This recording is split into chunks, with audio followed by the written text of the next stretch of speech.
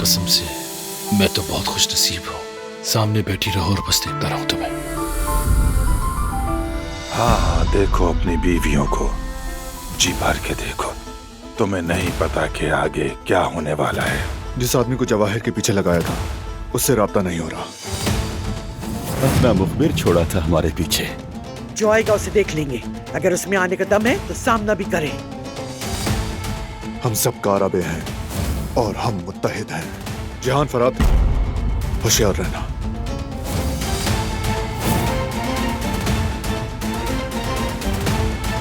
बारान, इस कमरे से कोई बाहर नहीं जाएगा।